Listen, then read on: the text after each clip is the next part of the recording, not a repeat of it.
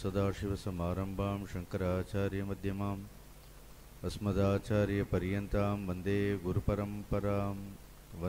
गुरुपरम्परां समस्तजनकल्याणे निरतं करुणामयं नमामि चिन्मयं देवं सद्गुरुं ब्रह्मविद्वरं गुरुर्ब्रह्मा गुरुर्विष्णु गुरुर्देवो महेश्वरः गुरुसाक्षात् परं ब्रह्म तस्मै श्रीगुरवे नमः तस्मै श्रीगुरवे नमः.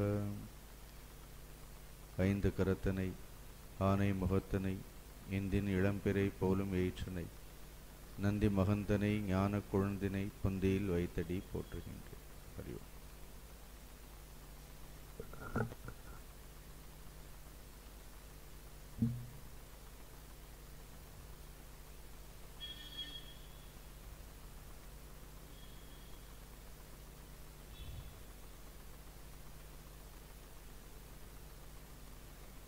கடந்த 5 நாட்களாக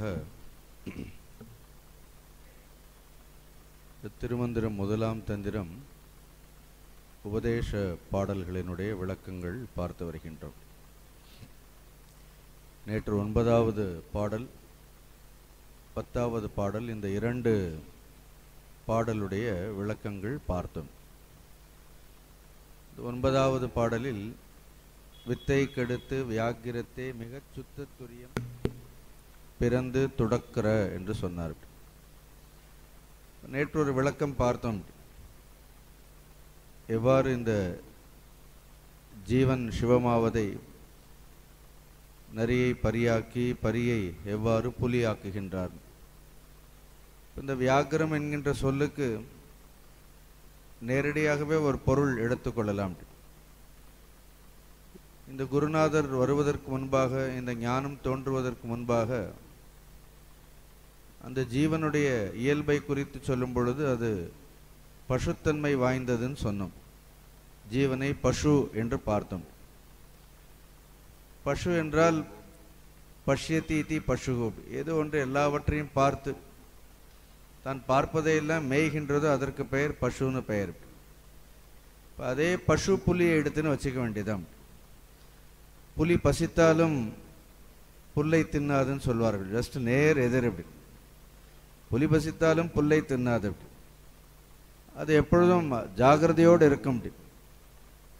அதே மாதிரி சிவத்தை அறிந்தவர்கள் இந்த உலக வாழ்க்கையில் இருந்து கொண்டு விழிப்புணர்வோடு இருந்து கொண்டாலும் கூட எதையும் பற்றாது, அப்படி எந்த ஒரு இச்சைகளிலும் விழாது அவர்கள் எப்பொழுதும் சிவத்தையே இடைவிடாது நினைத்து கொண்டிருப்பார்கள்ங்கிறதுக்காக அந்த நிலையை அவர்களுடைய மேன்மையை சொல்லும் பொழுது வியாக்கிரம் என்கின்ற பதமானது கூட வாடப்பட்டிருக்கலாம் என்று பொருள் கொள்ளலாம். இது சரியான பொருளாகத்தானே இருக்கின்றது. ஸோ பசு என்ன ஆகணும்? புலி ஆகணும், அவ்வளோதான். அடுத்தது நாம் பார்த்தோம், சிவயோகமாவது சித் அச்சித் என்று தவயோகத்தில் புகுந்து தன்னொழி தானாய் அவயோகம் சாராது அவன் பதிபோக நவயோக நந்தி நமக்கு அழித்தான். அதற்கு முந்தைய பாடலில் கூட ஒரு விஷயம் பார்த்தோம், அது கூட ரொம்ப முக்கியமான விஷயம். அதே பாடலில் தான் 9வது பாடலில் அவ்வாறு உயர்ந்த சுத்தமான துரிய நிலையை அடைந்த சிவயோகிகள் செத்திட்டு இருப்பர் அப்படின்னு. அதுவும் ரொம்ப அழகான எக்ஸ்பிரஷன். அதனுடைய விளக்கங்கள் பார்த்தோம். பொதுவாக சொல்லும்பொழுது செத்து போயிட்டார்னு சொல்லுவோம். ஆனால் இங்கே சொல்லும்பொழுது என்ன சொல்றார்? செத்திட்டு இருப்பர்னு சொல்றார்கள். So for all practical purpose அவங்க போறதில்லை. சாதாரணமானவர்கள் இறந்து போறார்கள். இவர்களுடைய மனம் வாக்கு இதெல்லாம் இறந்து, அவர்களுடைய அறியாமையெல்லாம் இறந்து அதன் பிறகு அவர்கள் இருக்கின்றார்கள். எப்படி இருக்கின்றார்கள்? ஜீவனாக கிடையாது, சிவமாகவே இருக்கின்றார்கள். அதனால தான் செத்திட்டு இருப்பர்னு சொல்றார். அதனால் அவர்கள் அவ்வாறு இருக்கின்றார்கள். இதில் நேற்று பார்க்கும் பொழுது கூட 3 விதமான தொடர்ச்சிகளை குறித்து தெரிந்து கொள்ள வேண்டும். நேற்று சொன்ன விஷயங்களில் இன்னும் கொஞ்சம் அதை தெளிவுபடுத்துவதற்காக சொல்கின்றேன். ஒன்று, இந்த உடலினுடைய தொடர்ச்சி. இந்த உடலானது ஒரு காலத்தில் தொடங்கி அது தொடர்ந்து பின்பு ஒரு காலத்தில் அது மறைகின்றது. இந்த உடல் எப்பொழுது தோன்றுகின்றது நமக்கு தெரியும், ஆனால் இந்த உடல் எப்பொழுது மறையும்னு நமக்கு தெரியாது. ஆனால் பிறருடைய தேகங்கள் மறைவதை நாம் பார்க்கின்றோம். ஆனால் மனிதர்களுக்கு பிறப்பு என்றால் என்னன்னு தெரியும், இறப்பு என்றால் என்னன்னு தெரியும். ஸோ பிறப்பிலிருந்து இறப்பு வரை இந்த தேகத்திற்கு என்று ஒரு தொடர்ச்சி இருக்கின்றது. அந்த தேகத்தினுடைய தொடர்ச்சியானது முற்று பெறும் பொழுது அதை மரணம் என்று சொல்கின்றோம். இரண்டாவதாக ஒரு தொடர்ச்சி இருக்கின்றது. அந்த தொடர்ச்சியானது இந்த தேகம் மறைந்தாலும் உள்ளே இருக்கக்கூடிய அந்த ஜீவனுடைய பயணமானது அது தொடர்ந்து கொண்டே இருக்கின்றது. இந்த ஜீவபாவம் அல்லது இந்த ஜீவனுடைய சுழற்சி இது எப்பொழுது தொடங்கியது என்று நமக்கு தெரியாது. அதனால்தான் பசு பதி பாசம் மூன்றையும் அனாதின்னு சொன்னார். எப்பொழுது இந்த ஜீவத்தன்மை ஏற்பட்டது, எப்பொழுது அதற்கு இந்த பந்தங்கள் வந்தது, மலங்கள் வந்ததுன்னு தெரியாது. ஆனால் இந்த ஜீவன் தொடர்ந்து பயணித்து கொண்டே இருக்கின்றது. அப்படி there is a continuity, ஒரு தொடர்ச்சி இருந்து கொண்டே இருக்கின்றது. அப்படி அது முற்று பெறுவதே கிடையாது. தேகத்தோடு அது அந்த பயணம் முடிவடையது கிடையாது. மீண்டும் அது பயணித்து கொண்டே இருக்கின்றது. ஆச்சாரியர் சொல்ற மாதிரி புனரப்பி ஜனனம் புனரப்பி மரணம் புனரப்பி ஜனனி ஜடரே சயனம்னு அந்த சம்சாரம் என்பது தொடர்ந்து கொண்டே இருக்கின்றது. அதற்கு அந்த தொடர்ச்சி எப்பொழுது ஆரம்பித்தது நமக்கு தெரியாது. ஆனால் ஞானத்தை உணரும் பொழுது அந்த தொடர்ச்சியும் முடிவடைகின்றது. அதற்கு கூட அந்த ஜீவபாவத்திற்கு கூட ஒரு முற்றுப்புள்ளி என்பது வைக்கின்றார்கள். அதே தான் இங்கு சொல்லும் பொழுது செத்திட்டு இருப்பர்னு என்ன அர்த்தம்? தேகம் இருக்கின்றது, ஆனால் உள்ள இருக்கக்கூடிய அந்த ஆணவம், அவர்களுடைய அந்த ஜீவபாவம், அந்த அடையாளங்கள் எல்லாம் என்ன ஆயிடுறது? அடையாளங்கள் எல்லாம் போயிடுறது. இப்போ பொதுவாக மனிதர்களுக்கு ஜனன மரணங்களை பற்றி தெரிகின்றது. ஆனால் இந்த ஜீவபாவம் முற்று பெற்றதை நாம் புரிந்து கொள்வதுங்கிறது ரொம்ப கஷ்டம். அப்படி ஒருத்தர் சாதாரணமாக இறந்துட்டாருன்னா நம்மால் புரிந்து கொள்ள முடிகின்றது.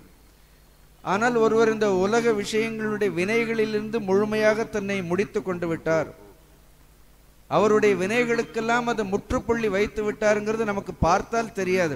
ஒருத்தரை பார்த்த உடனே இவருக்கு வினைகள் எல்லாம் முடிந்து விட்டதுன்னு.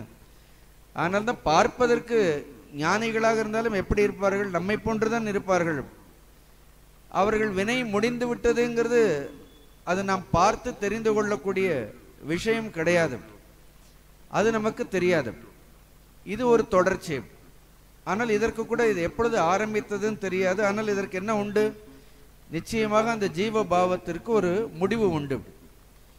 இந்த ஜீவனுடைய ஒரு ஆரம்பமும் இந்த ஜீவனுடைய ஒரு முடிவும் கூட அது கூட ஒரு காலத்திற்கும் ஒரு தேசத்திற்கும் சம்பந்தப்பட்டதாக இருக்கின்றது. அது ஒரு காலத்திற்குள் ஒரு தேசத்திற்குள் நிகழக்கூடியது. அது காலத்திற்குள்ளதான் இருக்கின்றது. அதற்கு காலம் என்கின்ற ஒரு வரையறை.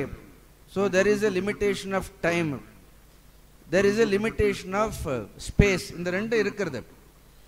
மூன்றாவதாக ஒரு தொடர்ச்சி இருக்கின்றது. அப்படி குழப்பம் இல்லையா உங்களுக்கு? அந்த மூன்றாவதாக தொடர்ந்து இருக்கக்கூடியது அது உடலும் கிடையாது, அது ஜீவனும் கிடையாது, அதுதான் சிவம்.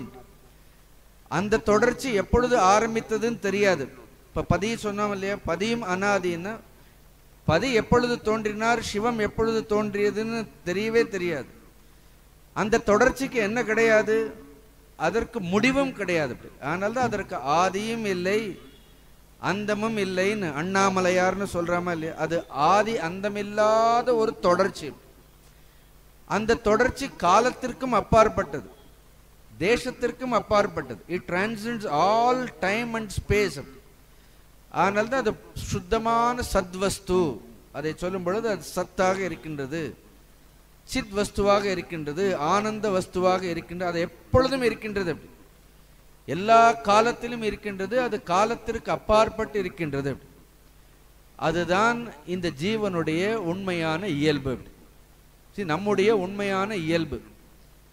ஒரு நிமிடம் மனதினால் சிந்தித்து பாருங்கள். அப்படி எனக்கு பிறப்பு கிடையாது, எனக்கு இறப்பு கிடையாது, நான் இந்த காலத்திற்கு தேசத்திற்கெல்லாம் அப்பாற்பட்டவன், நான் பிறவாதவன் இரவாதவன் அப்படின்னு நினைத்தாலே என்ன இருக்கும்?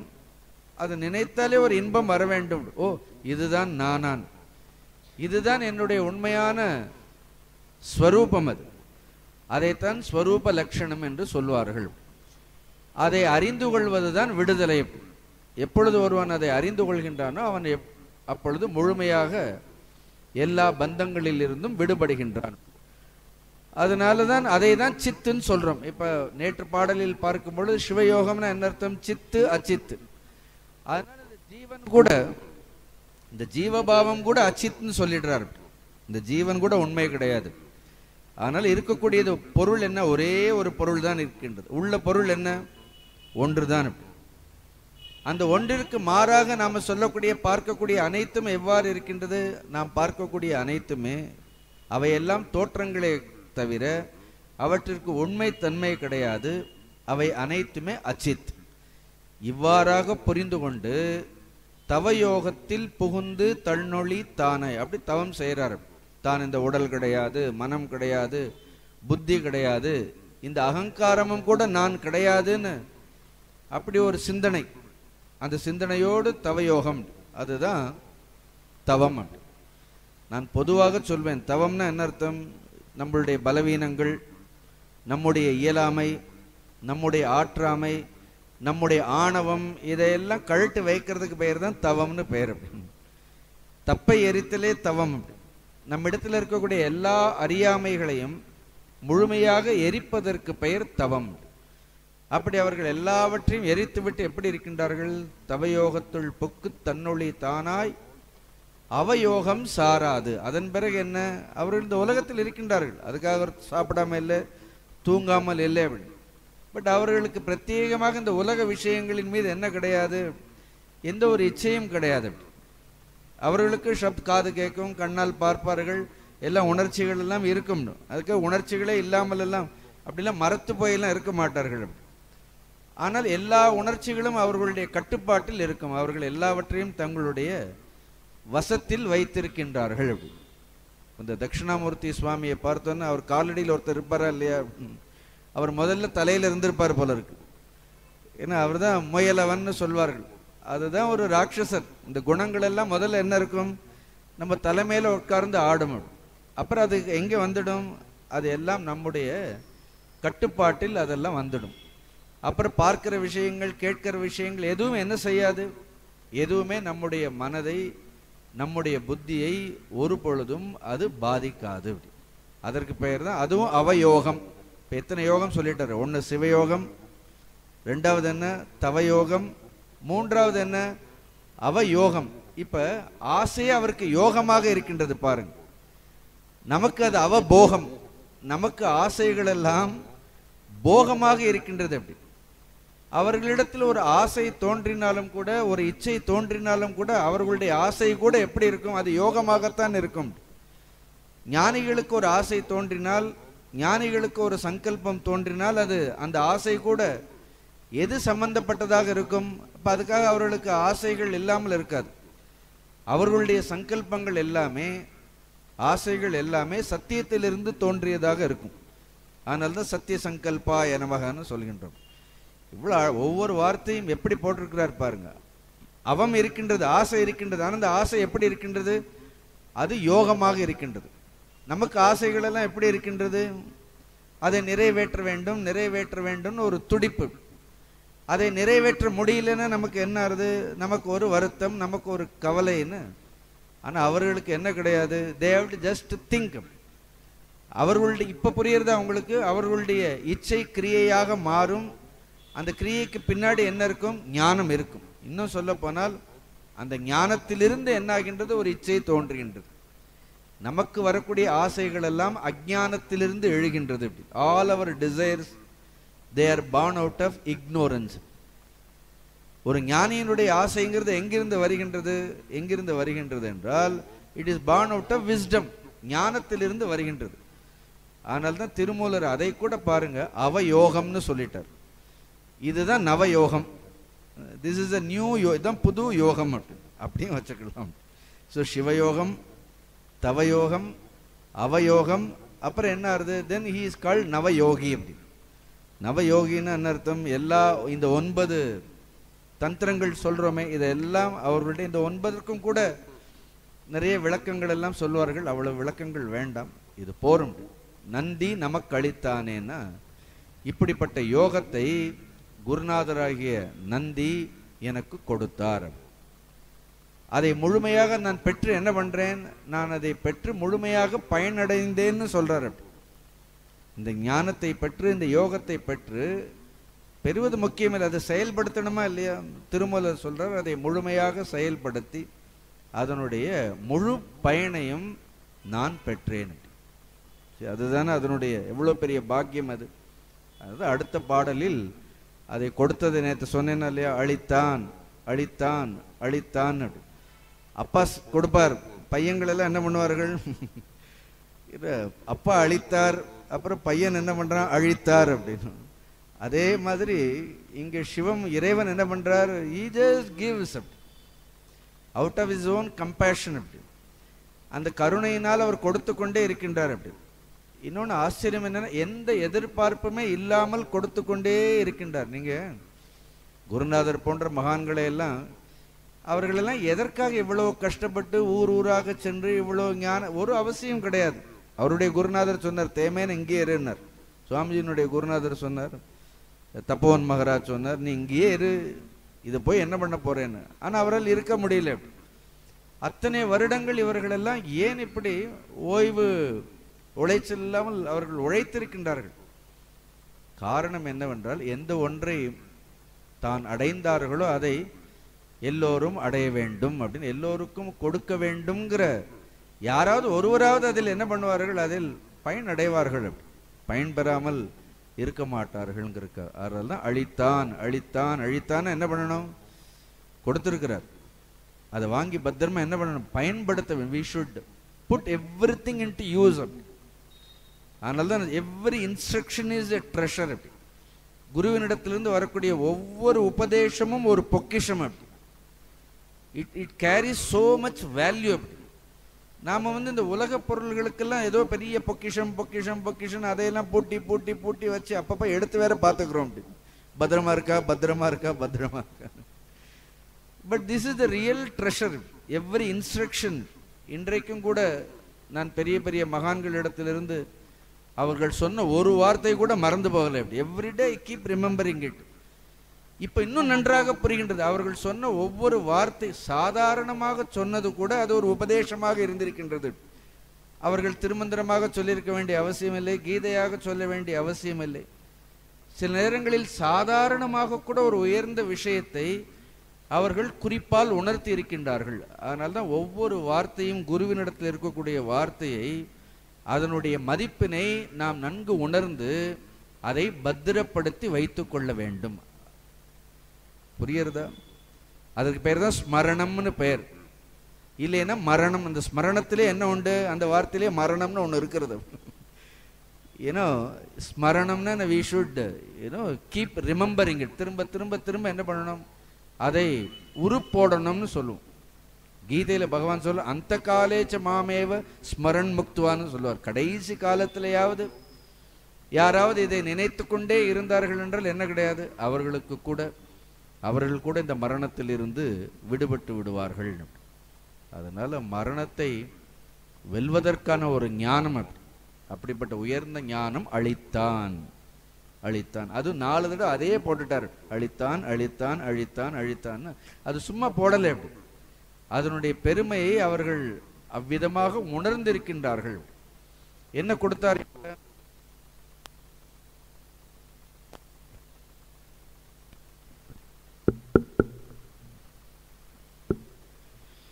அழித்தான் உலகெங்கும் தானான உண்மை, அழித்தான் அமரர் அறியா உலகம், அழித்தான் திருமன்றுள் ஆடும் திருத்தாள், அழித்தான் பேரின்பத்து அருள் வெளிதானே. அழகு. அழித்தான் உலகெங்கும் தானான உண்மை. எதை கொடுத்தார் அவர்? he gives that vision. அப்படி ஒரு பார்வை அது. இது கொடுத்தாருன்னு ஏதோ பொருள் கிடையாது. இந்த ஞானம் எல்லாமே அது ஒரு வஸ்து இல்லை, அது ஒரு பொருளாக கொடுக்க முடியாது. அப்படி நாம நினைக்கிற ஒரு புஸ்தகம் கொடுக்கலாம், ஆனா அது புஸ்தகங்கிறது வெறும் ஒரு வஸ்து அது. ஆனா அப்படி ஒரு பார்வை உள்ள என்ன பண்றார், அப்படி ஒரு தெய்வீகமான ஒரு பார்வை, ஒரு உணர்வை அவர் அருளுகின்றார். அது உணர்வது, அந்த உணர்வை குருவினிடத்திலிருந்து பெற வேண்டும். அப்படி ஒரு உணர்வை கொடுக்கின்றார். எப்படி ஒரு உணர்வு பாருங்கள், உலகெங்கும் தானான உண்மை. அப்படி இந்த ஞானம் வருவதற்கு முன்பு உலகை பார்த்தேன், அந்த நாம ரூபங்கள் எல்லாம் எனக்கு வேறாக தெரிந்தது. இந்த இறை உணர்வை, உயர்ந்த உணர்வை குரு எனக்கு உணர்த்திய பிறகு அதே உலகத்தை நான் பார்க்கின்றேன். ஆனால் அதே உலகம் இப்பொழுது எப்படி காட்சி அளிக்கின்றது? அது சிவமாக காட்சி அளிக்கின்றதுன்னு சொல்றாரு. முன்பு பார்க்கும் பொழுது அதில் என்ன பிரயோஜனம், இப்ப நாம பார்க்கும் பொழுது இதில் என்ன பிரயோஜனம் கிடைக்கும், இதுல என்ன பிரயோஜனம் கிடைக்கும், இவரால் எனக்கு என்ன பிரயோஜனம், அவரால் எனக்கு என்ன பிரயோஜனம், இவரை எனக்கு பிடிக்கும், இவரை எனக்கு பிடிக்காதுன்னு இப்பொழுது நாம் உலகத்தை பார்க்கும் பொழுது விருப்பு வெறுப்புகளால் பார்த்து கொண்டே இருக்கின்றோம். ஆனால் அதன் பிறகு என்ன ஆகிறது? அதே உலகம்தான். ஆனால் பார்க்கும் பொழுது எல்லோரும் எவ்வாறு தெரிகின்றார்கள்? பார்க்கக்கூடிய எல்லாவற்றிலும் எல்லாவற்றையும் சிவமாக காணக்கூடிய தன்மை. உலகெங்கும் உலகம் இருக்கிறது, அதுக்காக உலகம்லாம் மறைஞ்சு போயிடல. எப்படி உலகம் இருக்கிறது, ஆனால் எப்படி தெரிகிறது அந்த உலகம் அப்படின்னு பார்த்தோன்னா அது இறை காட்சியாக தெரிகின்றது.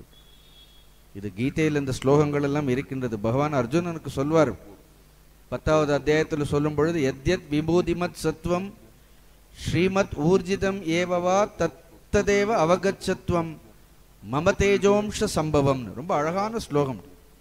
அர்ஜுனா, இந்த உலகத்தில் நீ எந்த ஒரு மகிமையை நீ பார்த்தாலும், யத்யத் விபூதிமத் சத்வம், சத்வம்னா எதெல்லாம் இருக்கின்றதோ ஒவ்வொரு பொருளிலும் இருக்கக்கூடிய ஒரு விபூதி, விபூதின்னு அந்த பொருளினுடைய பெருமை.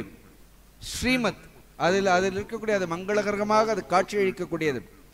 ஊர்ஜிதம் அந்த பொருளில் இருக்கக்கூடிய ஒரு ஊர்ஜிதம், இது எல்லாமே மம தேஜோம்ஷ சம்பவம் அப்படின்னு, இவை எல்லாம் என்னுடைய வெளிப்பாடுன்னு சொல்கின்றாரா இல்லையா?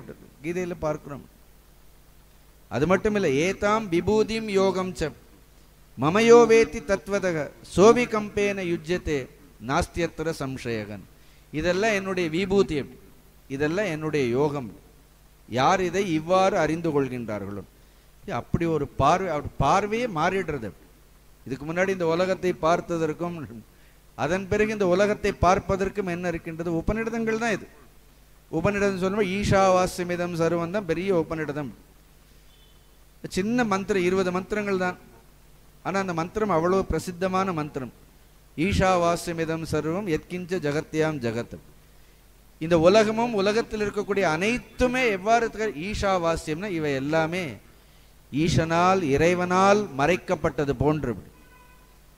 இப்ப முதல்ல இறைவன் மறைந்திருந்தார், இப்ப என்ன ஆகுது? இறைவனே என்ன பண்றார்? இந்த நாம ரூபங்கள் எல்லாம் இறைவனால் மறைக்கப்பட்டு விட்டது. புரியுறதா உங்களுக்கு? முதலில் இந்த நாம ரூபங்கள் எல்லாம் இறைவனை மறைத்திருந்தது. அப்புறம் இறைவன் வெளிப்படும் போது என்ன ஆகின்றது? இறைவன் வெளிப்பட்டு இந்த நாம ரூபங்களை எல்லாம் என்ன செய்கின்றார்? நாம ரூபங்கள் எல்லாம் மறைந்து விட்டது. முதல்ல யானை தெரிஞ்சது, மரம் தெரியல. அப்புறம் இப்ப என்ன தெரிகிறது? அது மரம் தெரிகிறது. பாட்டு இருக்கிறதுல மரத்தை மறைத்தது மாமத யானை. அப்புறம் ரெண்டாவது என்ன எடுத்து? மரத்தில் மறைந்தது மாமத யானை, பரத்தில் மறைந்தது பார்முதல் பூதம் அப்படின்னு. பரத்துள் மறைந்தது பாமுதல் பூதம். பொன்னை மறைத்தது பொன்மணி பூடம், பொன்னில் மறைந்தது பொன்மணி. எவ்வளவு பாடல்கள் சொல்றார்கள். அப்ப கொஞ்சம் கொஞ்சமாக அந்த பார்வையை மனிதர்கள் பார்க்கும் பொழுது என்ன ஆகும்? பார்வையிலே என்ன இருக்காது அப்படி? பார்வையிலே எதையும் அனுபவிக்க வேண்டும் அப்படிங்கக்கூடிய துடிப்பு இருக்காது. துடிப்பு இருக்காது. அதுக்காக பார்ப்பதற்கு பயப்பட வேண்டிய அவசியமே இல்லை. அப்படி அவர்களுடைய பார்வை என்ன இடம்? அந்த பார்வையிலேயே ஒரு தெய்வீக ஒளிங்கிறது அது எப்பொழுதும் இருக்கும். அதனால எங்கும் தானாகும் தன்மை. அதை ஒரு க்ஷணம் அர்ஜுனனுக்கு அதை விஸ்வரூபமாக காண்பித்தாரா இல்லையா? ஒரு க்ஷணம் பார், நீ உனக்கு எனக்கு குழப்பம், உனக்கு நீ குழப்பத்தினால் பீஷ்மரை கொல்ல முடியாது, துரோணரை எல்லாம் கொல்ல முடியாது. இவர்களெல்லாம் ஏற்கனவே என்ன பண்ணிவிட்டார்? அந்த விஸ்வரூபத்தில் என்ன இருக்கின்றார்? பீஷ்மர், துரோணர் எல்லாரும் ஏற்கனவே மடிந்து விட்டார்கள். ஒரு பெரிய விஸ்வரூபத்தை அர்ஜுனனுக்கு ஒரு நொடியில் காட்டினாரா இல்லையா அப்படின்னு. அதற்கு பெயர் தான் அழித்தான் உலகெங்கும் தானான உண்மை. எப்படி அங்கே தன்மைன்னு கூட சொல்லலை. எப்படி அது நீங்க ரொம்ப கவனமாக படித்துக்கொண்டே இருக்க. ஒவ்வொரு வார்த்தையும் அது பேசும். உலகம் தானான, முதல்ல நம்ம தன்மையை தான் பார்க்கிறோம், உண்மையை பார்க்கல, வெறும் இயல்பை பார்த்தோம். இப்ப எப்படி தெரியுது? உலகெங்கும் தானான உண்மை. அப்ப இந்த நாம ரூபங்களுக்கு பின்பு என்ன இருக்கின்றது? ஒரு மகத்தான ஒரு உண்மை இருக்கின்றது, ஒரு சத்தியம் இருக்கின்றது. நம்ம உடலுக்குள்ளேயே இதுவே நம்ம இப்ப எப்படி பார்க்கிறோம்? இதை ஒரு நாமமாக பார்க்கின்றோம், இதை ஒரு ரூபமாக பார்க்கின்றோம். சிவான உடனே திரும்புவோமா? திரும்ப மாட்டோம். அப்படின்னு நம்ம பேரை சொன்னாதான் நம்ம திரும்புவோம். ஆனா உள்ள என்ன இருக்கிறது? ஒரு சிவத்தன்மை இருக்கின்றது. அப்படி உலகெங்கும் தானான உண்மை. அப்படி அதே இது சமஸ்கிருதத்தில் சொல்வார்கள், யதா திருஷ்டி ததா சிருஷ்டின்னு சொல்வார்கள். நம்முடைய பார்வை எப்படி இருக்கின்றது அப்படிதான் இந்த உலகம்ங்கிறது எப்படி தெரியும்? இந்த உலகம் என்பது அப்படித்தான் தெரியும். நம்முடைய பார்வைங்கிறது அன்புமயமாக இருந்தால் உலகத்தில் என்ன தெரியும்? நமக்கு அன்பு மட்டும்தான் தெரியும். விஷன்கிறது புரியறது, அந்த பார்வைங்கிறது உள்ள இருக்கக்கூடிய உணர்வு. அப்படி அதனால எப்பொழுதும் இந்த உலகத்தை பார்க்கும் பொழுது நாம் வேறு எந்த கண்ணத்துடன் பார்க்க வேண்டிய அவசியமே கிடையாது. இறைவன் எப்படி இந்த உலகத்தை பார்ப்பார்? ஜீவன்களை எல்லாம் பார்க்கிறாரு. இவர்களெல்லாம் என்னுடைய பக்தர்கள், இவர்களெல்லாம் என்னுடைய பக்தர்கள் இல்லை, இப்படியா பார்ப்பார்? அப்படி பார்த்தா தமிழ்நாட்டில் பாதி பேருக்கு பகவான் சோறே போடக்கூடாது. சோறே போடக்கூடாதா இல்லையா? அப்படின்னு இந்த ஒரு நாட்டில் தான் கடவுளே இல்லைன்னு சொல்லக்கூடிய ஒரு கூட்டம் இங்குதான் இருக்கிறது. அப்படி அப்போ அவர்களுக்கெல்லாம் பகவான் சோறே போடக்கூடாதா இல்லையா? அப்படி ஆக்சுவலாக மற்றவர்களை காட்டில் அவரை ரொம்ப ஸ்பெஷலாக கவனித்து வச்சிருக்கிறார். அப்படின்னு பகவானை பொறுத்த வரைக்கும் தன்னை புகழ்பவன், தன்னை அவமதிப்பவன் அதெல்லாம் ஒன்றும் கிடையாது. அது எல்லாருக்குள்ளும் என்ன இருக்கிறது? அந்த தத்துவம் ஒரே மாதிரி தான் இருக்கின்றது. அப்படி அப்ப இந்த உலகத்தை இறைவன் எப்படி பார்க்கிறார்? அருளால் பார்க்கின்றார். அப்படி நல்ல கவனிங்க. ஒரு தாய் தன்னுடைய குழந்தை எப்படி பார்க்கும்? எப்படி பார்க்கும்? இவன் பெரியவனை, இன்ஜினியரை, இவன் நிறைய சம்பாதித்து நமக்கு நிறைய பொருள் எல்லாம் கொடுத்தாருன்னு பார்த்தா அது தாயாக இருக்க முடியுமா? அப்படின்னு அப்படி தாய் பார்க்க முடியுமா? ஒரு தாய் தன்னுடைய குழந்தை எப்படி பார்க்கும்? ஒரு வாஞ்சையோடு தான் பார்ப்பாள், ஒரு அன்போடு தான் பார்ப்பாள். அதே மாதிரி ஒரு குரு பார்த்தால் எப்படி பார்ப்பார்? அவருக்கு அருளாகத்தான் பார்ப்பார். அப்படி அவருக்கு வேற எந்த காட்சியும் தெரியாது. இவர்கள் நமக்கு ரொம்ப வேண்டியவர்கள், இவர்கள் எல்லாம் வேண்டாதவர்கள், அதெல்லாம் நாம தான் விருப்பு வெறுப்புகளை எல்லாம் பிறர் மீது நாம் குரு மேலேயே விருப்பு வெறுப்பை ஏற்றி வைத்து கூட பார்ப்போம். அப்படி அது நம்மளுடைய ஸ்பெஷாலிட்டி. அது அவர்களை பொறுத்த வரைக்கும் அவர்கள் எப்பொழுதும் ஒரே மாதிரி இருக்கக்கூடியவர்கள். That is a kind of அது ஒரு விஷன். அது ஒரு பார்வை. அது அந்த பார்வையை நாம் என்ன பண்ண வேண்டும்? அதை கொஞ்சம் கொஞ்சமாக என்ன பண்ண வேண்டும்? அதை வளர்த்து கொள்ள வேண்டும். யாரை பார்த்தாலும் என்ன அர்த்தம்? நமக்கு யாரையும் பிடிக்க, இவர்களையெல்லாம் எனக்கு பிடிக்காதுங்கிற அந்த எண்ணமே இருக்கக்கூடாது. அப்படி அவசியம் இல்லை. அப்படி யார் மீதும் நமக்கு வீணான ஒரு வெறுப்பை நாம் உவிழ வேண்டிய அவசியம் இல்லை. அப்படி இன்னொன்று நான் எப்பொழுதும் சொல்லுவேன், எல்லோருக்கும் நம்மை பிடித்திருக்க வேண்டும்னு அவசியமும் இல்லை. பிடித்தவர்களும் இருப்பார்கள், பிடிக்காதவர்கள் இருப்பார். எல்லாரிடத்துலையும் எப்படி இருங்கள் அப்படின்னு ஒரே மாதிரி இருங்கள்.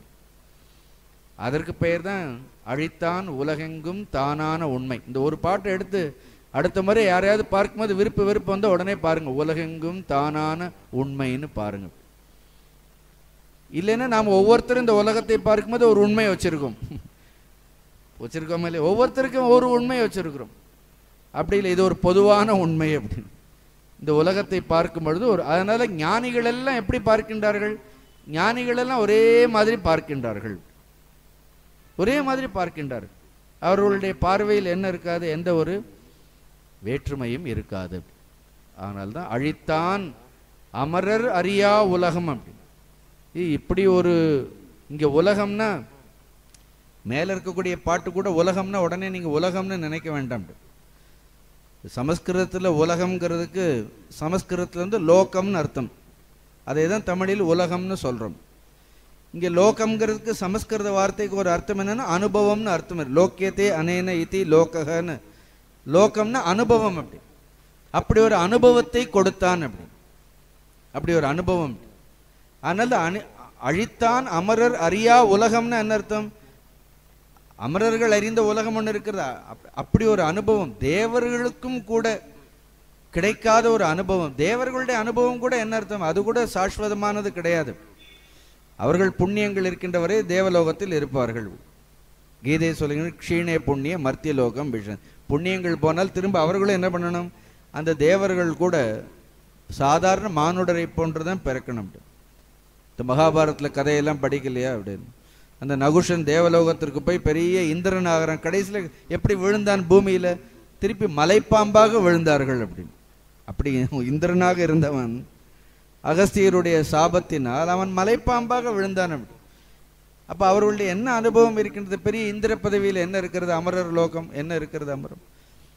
உண்மையான அமரலோகம்ங்கிறது என்ன? அமரலோகம்ங்கிறது ஞானம். அப்படி இது கிடைக்காது. அதனால கட்டோபனிஷத்துன்னு ஒரு உபனிஷத்து இருக்கிறது. கொஞ்சம் தயவுசெய்து எல்லாரும் இதெல்லாம் படிங்க, தெரிந்து கொள்ளுங்கள். அங்க போய் நச்சிகேதன் ஒரு சின்ன 8 வயது பையன்தான். அவன் யமதர்மராஜனிடத்துல போய் அவன் உயர்ந்த ஞானத்தை கேட்பான். அவர் சொல்லார், அந்த யமதர்மராஜா சொல்வார், தேவைகி அப்பி அத்திர விசிகிச்சிதம் பவத்தின்னு. இந்த விஷயத்தில் தேவர்களுக்கும் கூட இதை அறியாது. அங்கே சொல்லியிருக்கிறார்கள். இது திருவாசகத்துல கூட வரும். கீர்த்தி அகவல் படிச்சீங்கன்னா அதுல கூட என்ன வரும்? தேவருக்கும் இது புலப்படாத விஷயம். அதனால இந்த ஞானம்ங்கிறது தேவலோகத்துல கூட கிடையாது. இன்னொன்னு சொல்றேன், இந்த ஞானம் எந்த லோகத்திலையும் கிடையாது. இது மானுட லோகத்திற்கென்றே பிரத்யேகமாக இருக்கக்கூடிய ஞானம் அது.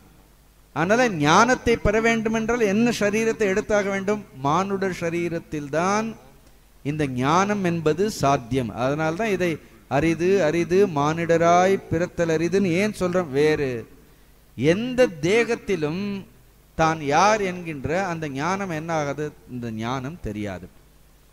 இவ்வளவு அழகாக சொல்லியிருக்கின்றார்கள் பாருங்கள்.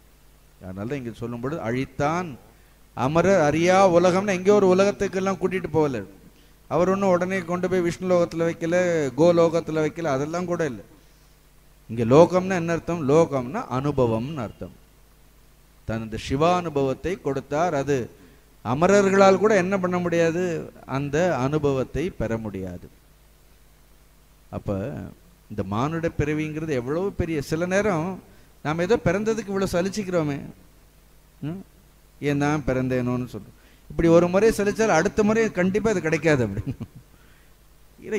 இந்த இந்த பிரம்மாண்டத்தில் எத்தனையோ ஜீவராசிகள் மானுட சரீரம் கிடைக்காமல் தத்தளித்து கொண்டிருக்கின்றது. அப்படி மானுட சரீரம் கிடைக்காமல் அப்படி நமக்கு ரொம்ப சௌரியம். அதனால்தான் கிடைத்த பொழுது அதனுடைய பெருமை தெரியாது. அப்படி இப்ப கூட திருமந்திரம் கிடைக்கும் பொழுது அதனுடைய பெருமை தெரியாது. அப்படி இப்போ உங்களுக்கெல்லாம் தெரியும், இல்லைன்னு சொல்லலப்பா. 6 நாளா வந்து கேட்கின்றீர்கள் எல்லாரும். உங்களை பொதுவாக சொல்றோம்.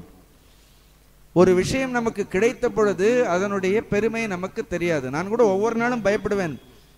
எவ்ரிடே வி ஆர் ஏஜிங், வயதாயிண்டே இருக்கிறது. அப்படி எப்பொழுது திடகாத்திரமாக இன்னும் கொஞ்ச நாள் போனேன் 2 மணி நேரம் 3 மணி நேரம் உட்கார்ந்து இடைவிட தியானம் பண்ண முடியுமான்னு தெரியல.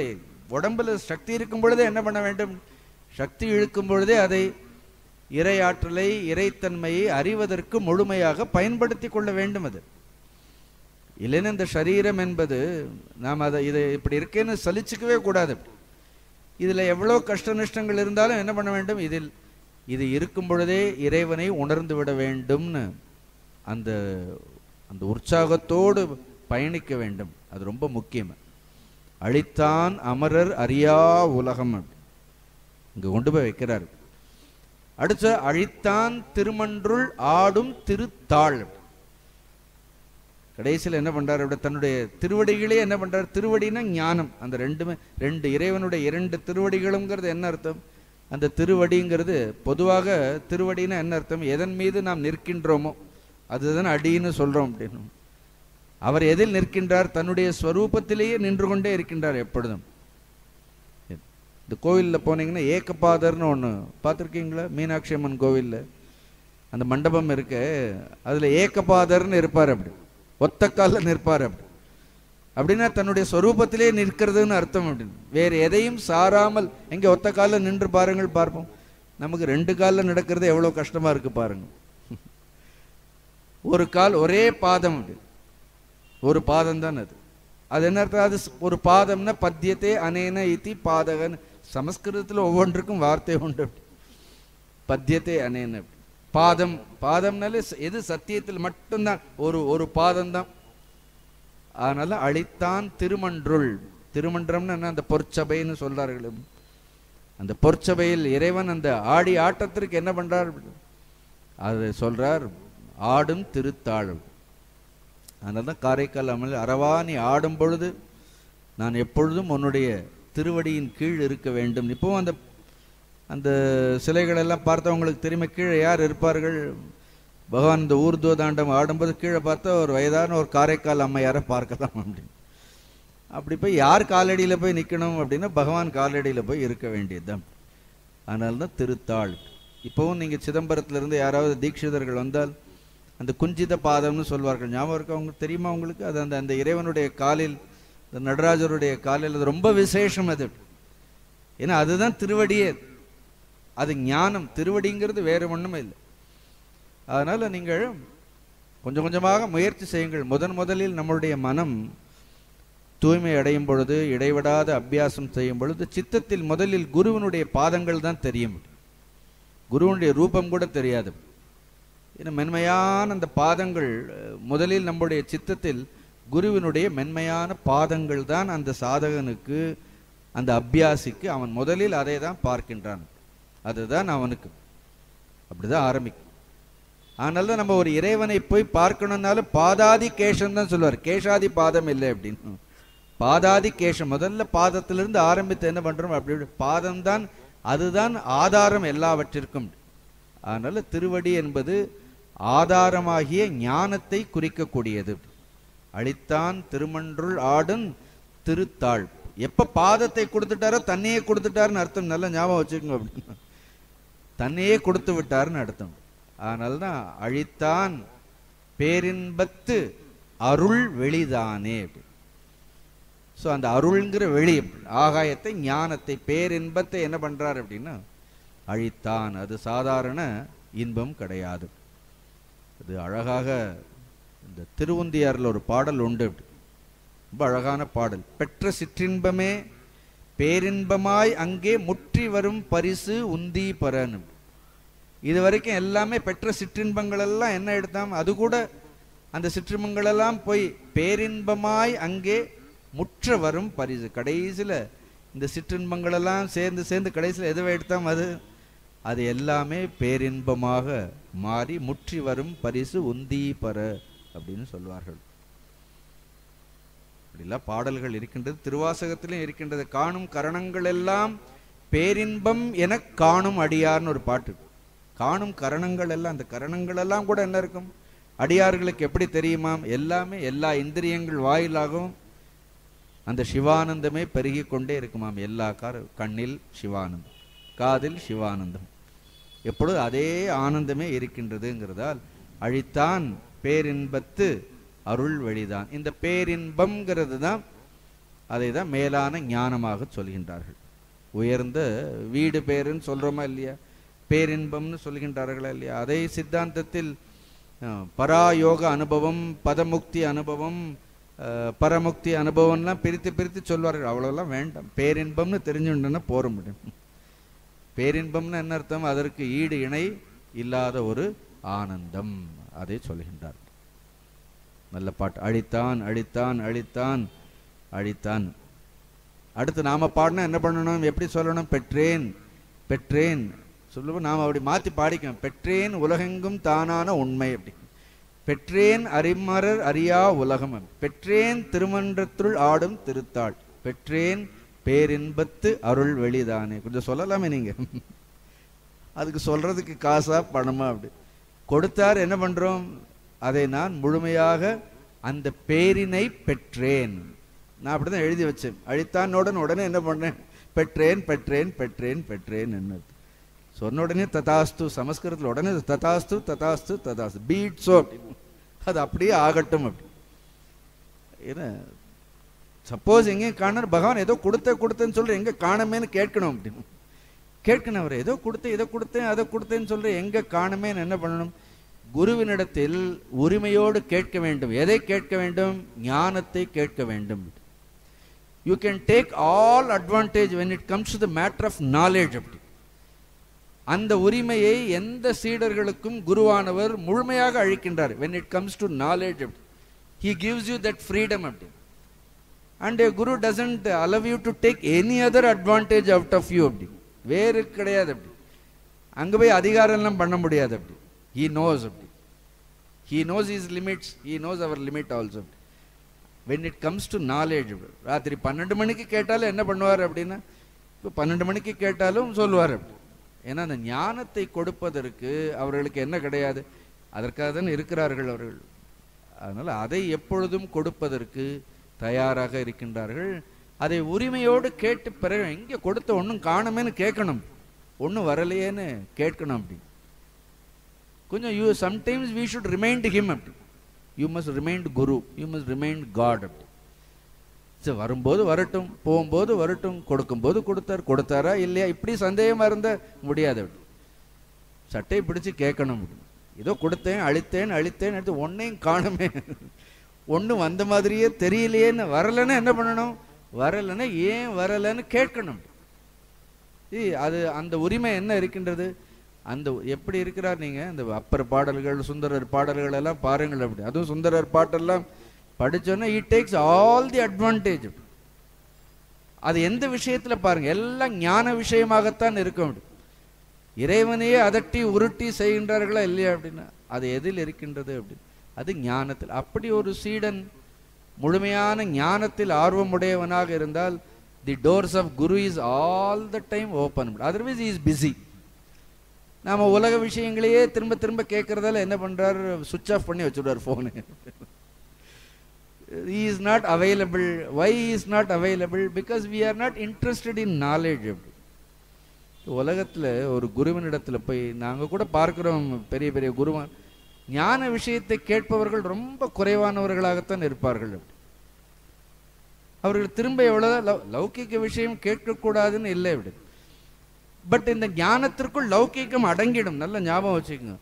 ஆனால் ஞானத்தை லௌகிகத்திற்குள் நீங்க அடக்க முடியாது. ஆனால் தான் ஞானத்திற்குள் எது அடங்கிவிடும், ஞானத்திற்குள் இந்த லௌகிக விஷயங்கள் அடங்கிவிடும். அது வந்தா இதுவும் இருக்கும். பட் இது கொடுத்தால் அது கிடைக்காது. அதனால எது கிடைக்காதோ, எது வேறு யாரும் கொடுக்க முடியாதோ அதை குருவினிடத்தில் கேட்க வேண்டும். ஞானத்தை அவரை தவிர வேறு யாராலும் கொடுக்க முடியும். அதனால்தான் அடுத்த பாடலில் அதுவும் அழகான பாடல். அப்படி வெளியில் வெளி போய் விரவிய வாரம். இதை விட எல்லாம் உதாரணங்கள் எல்லாம் சொல்லவே முடியாது இறை அனுபவத்தை உணர்த்துவதற்கு.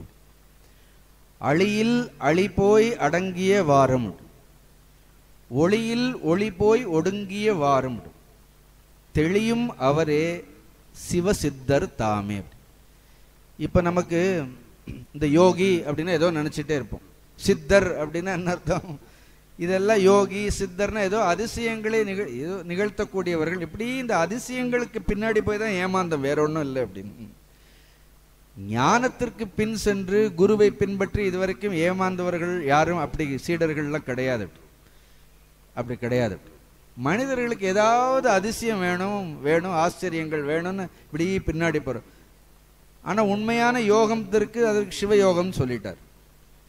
இங்க கூட சித்தர்னா யார், சித்தர்கள்னா என்ன, நாம சித்தர்கள்னா உடனே என்ன, அதிசயங்கள் நிகழ்த்துபவர்கள், நிகழ்த்தலாம். பட் இந்த உலகத்தில் மிகப்பெரிய ஆச்சரியம் என்ன, மிகப்பெரிய அதிசயம் என்னன்னு தன்னை உணர்ந்து கொள்வதுதான் மிகப்பெரிய அதிசயம். அவர் தான் சித்தர்னு சொல்றார். சிவசித்தர் தாமே. யாரு சிவசித்தர், தெளியும் அவரே சிவசித்தர். பாருங்க, அவர் ஒரு அகராதியே கொடுத்துட்டார், அப்படி ஒரு மீனிங்கே கொடுத்துட்டார். சமஸ்கிருதத்தில் சித்தம் அப்படிங்கக்கூடிய வார்த்தை, சித்தம்னா the one who has accomplished அர்த்தம். சித்தர் அப்படின்னா என்ன அர்த்தம், அடைந்தவர்னு அர்த்தம். சமஸ்கிருத வார்த்தை தான் அது, சித்தம். சித்தம் மீன்ஸ் accomplished, அடைந்தார். சிவசித்தர்னால எதை அடைந்தார்னு அர்த்தம், சிவத்தன்மையை, சிவத்தை அடைந்தவர். அது எப்படி, தெளியும் அவரே. அப்படி அப்புறம் இந்த தெளிவை பற்றி சொல்ல போறார். அப்படி அதனால ஞானம்ங்கிறது என்ன, ஞானம் வந்த உடனே தெளிவு பிறக்கும். அப்படி ஒரு ஞானம் வந்த பிறகு அந்த கலக்கங்கள் எல்லாம் போய், குழப்பங்கள் எல்லாம் தீர்ந்து, உலக விஷயங்களை குறித்த அந்த மோகம் எல்லாம் போய், என்ன அது வரைக்கும் என்ன இருக்கிறது, குழப்பங்கள் மோகம் இதெல்லாம் இருக்கும். இப்ப என்ன ஆறுது, ஒரு தெளிவு. அப்படி அதனால்தான் கடைசியில் சொல்லும் பொழுது தெளியும் அவரே சிவசித்தர் தாமே. அப்படி யார் ஒருவருடைய உள்ளம் தெளிந்து இருக்கின்றதோ, அப்படி அதுல என்ன கிடையாது, எந்த ஒரு கலங்கமும் கிடையாது. அப்படி கலங்கமற்று இருக்கின்றது. ஒரு கங்கை எப்படி இருக்கும் பாருங்க, அது ஒரு, அதனால்தான் அது ஞான கங்கைன்னு சொல்றோமா இல்லையா அப்படின்னு. அது அவ்வளவு அதே மாதிரி யாருடைய உள்ளம் தெளிந்து கலங்கமற்று இருக்கின்றதோ, அப்படி அதனால தெளியும் அவரே சிவசித்தர். அதற்கு உதாரணம் சொல்றார். வெளியில் வெளி போய் விரவிய வாரம் அப்படி. ஸோ வெளின்னா என்ன அர்த்தம்? வெளின்னா ஆகாயம், ஸ்பேஸ்னு சொல்றோம். வெளியில் வெளி போய், அதுக்கு ஒரு உதாரணங்கள் சொல்வார்கள். இப்போ பானைக்குள் என்ன இருக்கிறது? ஒரு ஆகாயம் இருக்கின்றது அப்படி. சரி, அதற்கு பேர் கடாகாசம்னு பெயர். பானைக்குள் என்ன இருக்கிறது? ஒரு ஆகாசம் இருக்கின்றது. பானைக்கு வெளியிலும் என்ன இருக்கின்றது? ஒரு ஆகாயம் இருக்கின்றது. அந்த ஆகாயம்ங்கிறது எங்கே இருக்கின்றது? நீக்கமர நிறைந்து இருக்கின்றது அப்படி. But the space within that pot, அந்த பானைக்குள் இருக்கக்கூடிய ஆகாயம் என்பது it gets limited by that pot. அது என்ன பண்றது? ஆகாயத்தை ஒரு வரம்பிற்குள் என்ன பண்ணிருக்கிறது? கொண்டு வந்திருக்கின்றது. ஒரு பாட்டிலுக்குள்ள ஸ்பேஸ் இருக்கிறது, ஒரு டம்ளருக்குள்ள இருக்கிறது, எல்லா இடங்களிலும் நீக்கமர நிறைந்திருக்கக்கூடிய ஆகாயம் என்பது அந்த உபாதிகள்னு சொல்லுவோம். அந்த நாம ரூபங்களால் என்ன இருக்கின்றது? அது கட்டுப்பட்டு கொண்டு இருக்கின்றது. ஆனா வெளியில் இருக்கக்கூடியது என்ன? அதே ஆகாயந்தம். பானைக்கு வெளியிலும் அதே ஆகாயந்தம் இருக்கின்றது, ஒரே ஆகாயந்தான். ஆனா நம்ம என்ன சொல்றோம்? அது வெளியில் இருக்கக்கூடிய ஆகாசம், உள்ளில் இருக்கக்கூடிய ஆகாசம்னு சொல்றோமா? உண்மையிலே ஆகாயத்திற்கு உள் வெளின்னு இருக்கா? உள் வெளின்னு இருக்கா? உள்ளே ஒரு ஆகாயம், வெளியிலே ஒரு ஆகாயம். அப்ப அந்த உள் வெளிங்கிறது எதை வைத்து சொல்கின்றோம்? அந்த பானையை வைத்து. இப்ப அந்த பானையே எங்கே இருக்கின்றது? அந்த பானை இருப்பதே ஆகாசம் தான் அப்படி. அந்த ஆகாசம்னு ஒண்ணு இல்லைன்னு என்ன பண்ண முடியாது? there is no existence of pot without space. a pot cannot exist without space. ஆகாயம் என்று ஒன்று இல்லாமல் பானையே இருக்க முடியாது. ஆனா இப்ப என்ன நினைக்கின்றது அப்படின்னா தனக்குள்ளே அப்படி. அப்ப கடவுள் உள்ளே மட்டும் இல்லை அப்படி. நம்ம கடவுள் உள்ளே இருக்கின்றார்னா என்ன அர்த்தம்? எதை வைத்துக்கொண்டு சொல்கின்றோம்? வித் ரெஸ்பெக்ட் டு தி பாடி, இந்த சரீரத்தை வைத்துக்கொண்டு கடவுள் உள்ளேன்னு சொல்கின்றோம். அதே கடவுள் தான் என்ன இருக்கின்றார் அப்படின்னு வெளியில் அந்தர் பகிஷ்ட தத் சர்வம் வியாபிய நாராயண ஸ்திதகன்னு நாராயண சுக்தம் அழகாக சொல்லும். அந்தர் பகிஷ்ட தத் சர்வம் வியாபிய நாராயண ஸ்தித. நாராயணர் என்ன? அந்த அந்த சரீரத்திற்குள்ளதான் நாராயணர் இருக்கிறாரா அப்படி. அதனால ஒரு ஒரு ஒரு விஷ்ணு பக்தர் சிவலிங்கத்தையே பார்க்க மாட்டேன்னு ரொம்ப பிடிவாதமாக இருந்தார் அப்படி. சிவலிங்கத்தையே பார்க்க மாட்டேன். அப்ப குருநாதர் சொன்னார், அப்ப உன்னுடைய விஷ்ணுவானவர் அந்த சிவலிங்கத்துல இல்லையான்னு கேட்டார். விஷ்ணுனா என்ன இருக்குன்னா எல்லா இடத்திலும் வியாபகத்வாத் இது விஷ்ணு. விஷ்ணுனால வியாபகம்னு அர்த்தம்.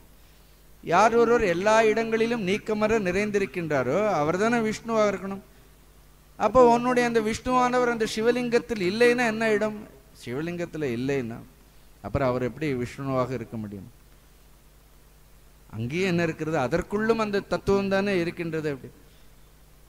அந்த பண்டரிப்பூர் சரித்திரங்களை எல்லாம் சொல்வார். அங்க ஒரு பொற்குலர் இருந்தாரா இல்லையா? அவர் அந்த பாண்டுரங்கனை பார்க்கணும்னா கூட என்ன பண்ணுவாரு? பார்க்க மாட்டாராம், கண்ணை கட்டிட்டு தான் இருப்பார். அப்படிதான் கண்டாகர்ணன் ஒருத்தர் இருந்தார், யக்ஷராஜா. இந்த மந்திரம் கூட நான் இவர்களுக்கெல்லாம் சொல்லி கொடுத்தேன். கண்டாகர்ண மந்திரம் 60 அடியில் இருப்பார் பார்க்கறதுக்கு அப்படி. கண்டாகர்ணர் காதில் எப்பொழுதுமே மணி தொங்கி கொண்டே இருக்கும் அப்படி. யாராவது விஷ்ணுனுடைய பெயரை சொன்னா அவங்க இப்படி ஆட்டிடுவார் அப்படின்னு. அவருக்கு விஷ்ணுனுடைய பெயரே காதில் விழக்கூடாதுங்கிறத காதிலே என்ன பண்ணியிருந்தார்? ஒரு மணியை தொங்க விட்டுட்டே இருந்தார். விஷ்ணு பெயரே கேட்கக்கூடாதுங்கிறதுக்காக. சிவனே என்ன பண்றாரு? அவரை சபிச்சார் அப்படி. இன்னைக்கு தெரியுமா உங்களுக்கு எங்க இருக்காரு அந்த கண்டாகர்ணர்னு? இன்றைக்கு பத்ரிநாத்திற்கு அவர் தான் காவல் தெய்வமே அப்படின்னு. இன்னைக்கு பத்ரிநாத் போயிருக்கீங்களா? பத்ரிநாத் பார்த்துருக்கீங்களா? பத்ரி பகவான் அந்த சன்னதியிலிருந்து வெளியில வந்த உடனே முதல்ல அங்க இருக்கக்கூடியது யாருன்னா கண்டாகர்ணர் தான். அங்கேதான் கண்டாகர்ணருடைய சன்னதியே இருக்கிறது. வேற எங்கேயுமே நீங்க பார்க்க முடியாது. அந்த பத்ரியை தரிசனம் பண்ணிட்டு வெளியில வந்த உடனே அடுத்த ஸ்டெப், 2வது ஸ்டெப் அப்படி. அங்கே அவருக்கு காவல் தெய்வமாக அந்த பத்ரி பீடத்தை பாதுகாக்கக்கூடியவர் பாருங்க. விஷ்ணுனுடைய பேரையே கேட்க மாட்டேன்னு கொண்டு போய் எங்க வைத்தார்கள் அப்படி. கொண்டு போய் நீ பத்ரி கஷேத்திரத்திற்கு காவலாக இருன்னு வைத்தார்கள். somebody is asking where is God ன்னு கேட்டா you should say where he is not. அது ஒரு இடத்துல இருக்கிறதா இருந்தால், ஒரு பொருளாக இருந்தால், ஒரு இடத்தில் இருந்தால் நம்ம அதை காண்பிக்க முடியும். பெருசா கடவுள் எங்க இருக்கு? அது எல்லா இடங்களிலும் இருக்கிறது. அது எல்லாமாகவே இருக்கின்றது. அது ஒன்றாக இருந்தால் பரவாயில்ல. அதான் ஏகன் அநேகன் இறைவன். அது ஒன்றாகவும் இருக்கின்றது, பலவாகவும் இருக்கின்றது, எல்லா இடங்களிலும் நீக்கமர இருக்கின்றது. அது ரூபமாகவும் இருக்கின்றது, ரூபம் இல்லாமலும் இருக்கின்றது. அது ஒரு பொருளை இல்லை, அதை போய் காட்டு காட்டுன்னு அதை எங்கிருந்து காட்ட முடியும்? அது காண்பிக்கக்கூடிய ஒரு வஸ்துவா, அது உள்ளே இருப்பதே அது உணரக்கூடியது. கடவுளை காட்ட முடியுமான ஏதோ பெரிய ரொம்ப புத்திசாலித்தனமாக கேள்விகள் கேட்ட மாதிரி நாம நினைச்சுட்டே இருப்போம் அப்படின்னு. அது என்ன ஒரு அது ஒரு வஸ்துவா, அது பொருளா, அது இந்த மாலை என்ன காட்டலாம் அப்படின்னா அது உள்ளே என்ன, அது அது உணரக்கூடிய தன்மை, அது அது ஒரு உண்மை அது. அதனால இதுல சொல்றாரு, வெளியில் வெளிப்போய் விரவிய வாரும். இத்தனை காலம் என்ன இருக்கிறது, இந்த ஜீவன்கிறது என்ன, வித் ரெஸ்பெக்ட் டு தி பாடி ஜீவன். அப்ப இந்த ஜீவன்கிற இந்த தன்மை போய், இந்த வியாபகம், இந்த ஜீவனுடைய வியாபகம் போய் எந்த வியாபகம் ஆகின்றது, அந்த ஜீவனே சிவமாக மாறுகின்றது. வெளியில் வெளி போய் ஜீவன் போய் என்ன பண்றது அப்படின்னா சிவத்தில். எப்படி நதி போய் கடலில் கலந்தவுடன் நதியினுடைய வியாபகம் என்ன இடுறது, கடலினுடைய வியாபகமாக மாறிவிடுகின்றது. சொல்றோமா இல்லையா? புரியுற இந்த வியாபகம்ங்கிற வார்த்தையை தான் சூக்ஷ்மம்னு சொல்வோம். சமஸ்கிருதத்தில் சொல்லும்போது சூக்ஷ்மம்னா ஏதோ சின்னதுன்னு அர்த்தம் இல்லை. எது வியாபகமாக இருக்கின்றது அது சூக்ஷ்மம். பஞ்சபூதங்களில் அதிசூக்ஷ்மமாக இருக்கக்கூடியது ஆகாயம். ஆகாயம் எங்க இருக்கின்றது, அங்கே in space there are some place where there is no air also. காற்றே இல்லாத வெற்றிடமாக இருக்கின்றது. அப்படியே ஆகாயத்தில் ஏன்னா காற்றை காட்டிலும் ஆகாயம் என்ன இருக்கின்றது, அது இன்னும் சூக்ஷ்மமாக இருக்கின்றது. அதனால இறைவனுக்கு உதாரணம் கொடுக்கும் பொழுது ஆகாயத்தை தான் உதாரணமாக கொடுக்கின்றோம். ஏன்னா அதுதான் எல்லா இடங்களிலும் வியாபகமாக. ஆகாயத்திற்கு ஏதாவது வடிவம் இருக்கின்றதா? ஆனா ஆகாயம் இல்லைன்னா ஒரு வடிவம் கிடையாது. அவகாஷாத் இதி ஆகாஷக. It gives form for everything, but by itself it is formless. அது எல்லாவற்றிற்கும் வடிவத்தை கொடுக்கின்றது. அப்படிப்பட்ட இந்த ஜீவனுடைய வியாபகம் என்ன ஆறுது, சிவனுடைய வியாபகம். See, we should expand. நம்மளுடைய புத்தி it becomes so narrow. இறைவனை அறியணும்னா ஒரு பரந்த மனப்பான்மை இருந்தால்தான் அறிய முடியும். such a narrow mind. நமக்கு எல்லாம் நம்மளுடைய புத்தியே குறுகிய புத்தி. குறுகிய புத்தியாக இருந்தால் கூட பரவாயில்ல, குதர்க்கமான புத்தியாக இருந்தால், குறுகிய புத்தின்னு பரவாயில்ல, இது குதர்க்கம். அது எப்படி இறைவனை அறிய முடியும்? அறிய முடியாது. கேள்வி கேட்டு அறியக்கூடிய விஷயம் இல்லை அது. கீதையில சொல்லும்போது தத்வித்தி பிரணிபாதேன பரிபரிஷ்ணேன சேவையா உபதேக்ஷந்தி தே ஞானம். அது பணிந்தும் பணிவிடை செய்தும் அதன் பிறகு பல கேள்விகள் எல்லாம் கேட்டு அந்த ஞானத்தை தெரிந்து கொள்ள வேண்டும்னு சொல்றார். என்ன அழகான வார்த்தை, வெளியில் வெளி போய் விரவிய வார். அப்படி ஒரு விரவுதல். சித்த ஆகாசம் போய் சிதாகாசத்தில், இந்த சித்த மனம் என்ன ஆறுது, மனம் போய் எதில் ஒடுங்கி விடுகின்றது அப்படின்னா அந்த பேரின்பத்தில், அந்த பேர் ஆகாயத்தில் அது போய் ஒடுங்கி விடுகின்றது. இப்போ ஒரு சின்ன உதாரணம் சொன்னால் புரியும். ஐஸ் கட்டின்னு சொல்கிறோம். ஐஸ்னா ஒரே இடத்துல இருக்கும். அது கொஞ்சம் கொஞ்சமாக அது உருகும் பொழுது என்ன ஆகுது, அதனுடைய வியாபகத்தன்மை என்ன ஆகின்றது, அது நீராகும் பொழுது இன்னும் வியாபகத்தன்மை அதிகமாகின்றது. இன்னும் கொஞ்சம் நேரத்தில் என்ன ஆகின்றது, அது ஆவியாகும் பொழுது அதனுடைய வியாபகம் என்ன ஆகுது, அதே போன்று ஆகின்றது. அதே போன்று உள்ளே இந்த சைத்தன்யம், there is a consciousness. Today that consciousness is just conditioned. அது என்ன இருக்கிறது, நான் என்னுடையதுன்னு நாமே நம்முடைய ஆற்றலை ஒரு வரம்பிற்குள் வைத்திருக்கின்றோம். ஒரு வரம்பிற்குள் ஆனால் அந்த ஆற்றலுக்கு என்ன கிடையாது, அப்படி உள்ள இருக்கக்கூடிய அந்த ஆற்றலுக்கு எந்த ஒரு வரம்பும் கிடையாது. See, that power is unlimited. நல்ல நினைத்து பாருங்கள், இந்த இவ்வளவு பெரிய உலகத்தை சிருஷ்டி செய்ய வேண்டும் என்றால் அது எவ்வளவு பெரிய ஆற்றலாக இருக்க வேண்டும். சும்மா ஒரு சாதாரண ஒரு விஷயத்தை சிருஷ்டி செய்வதற்கு ஒரு தனி மனிதனால் முடியல, எத்தனை பேருடைய உதவி தேவைப்படுகின்றது. இப்படி அண்ட சராச்சரங்களை, சூரியனை, சந்திரனை எல்லாம் எந்த ஆற்றல் சிருஷ்டி செய்தது? Who created all these? Think about it. What is the nature of that intelligence? அது எவ்வளவு அறிவு பொருந்தியதாக இருக்க வேண்டும், எவ்வளவு ஆற்றல் பொருந்தியதாக இருக்க வேண்டும். சும்மா ஒரு பேப்பர் கொடுத்து சூரியனை வரைய சொன்னா ஒழுங்கா ஒரு ரவுண்டு போட முடியுமா நம்மளால? ஒழுங்கா ஒரு வட்டம் போட்டு ஒரு சூரியனை வரைய சொன்னா முடியுமா? ரொம்ப கஷ்டம். அப்படி ஆனா இவ்வளவு நிறுத்தி அந்த சூரியனை ஒரு தொலைவில் நிறுத்தி பூமியை படைத்து இப்போ கொஞ்சம் வேகமாக சுற்றுனா என்ன ஆகும் அப்படின்னா, even that rotation per minute, அதுக்கு ஆர்பிஎம் கூட இட் இஸ் எக்ஸாக்ட்லி ஃபிக்ஸ்ட். அது இவ்வளவுதான், இந்த வேகத்தில் தான் சுழல வேண்டும்னு. இவ்வளவு ஒரு நியதி, இவ்வளவு ஒரு நியமம், இப்படி ஒரு கட்டுப்பாடு. there is a perfect order in creation. அப்படி we are disorderly. அப்படி மனிதனிடத்தில் தான் என்ன, there is no order and we are questioning about God. அப்படி இந்த கடவுளை கேள்வி கேட்பவர்கள் எல்லாரும் ஏதோ பெரிய புத்திசாலிகள்னு நினைப்பார்கள். Who are we to? It is such a perfect order you see in this universe. நாம எழுந்திருக்கிறோமா இல்லையா, சூரியன் வர்றதா இல்லையா, அதுவாட்டு வந்துட்டே இருக்கு, அதுவாட்டு போயிட்டே இருக்கிறது, காற்று வீசி, இது எவ்வளவு ஒரு சுழற்சி, எவ்வளவு அற்புதமாக நடந்து கொண்டே. இதையெல்லாம் யார் கவனித்துக் கொண்டிருக்கின்றார்கள், யார் கண்காணித்துக் கொண்டிருக்கின்றார்கள்? Who is governing all this power? கீதையில பகவான் மயாத்யக்ஷேன பிரகிருதி சூயதே சராச்சரம் ஹேதுநானேன கௌந்தேய ஜகத் விபரிவர்த்ததேன். Therefore we should not go against creation. அதற்குள்ள என்ன ஆற்றல் இருக்கின்றதோ அதை பயன்படுத்தி கொண்டே இருக்க வேண்டும். ஆனால் தான் வெளின்னா அது எவ்வளவு பெரிய விஷயம். அது வெளி போய் விரவிய வாரும். அடுத்த ரெண்டாவது வழி அழியில் அழி போய் அடங்கிய வாரும். இது நல்ல தமிழ் சொற்கள். நல்ல திருமந்திரம் படிச்சோன்னா நல்ல தமிழ் தெரிஞ்சுக்கலாம்.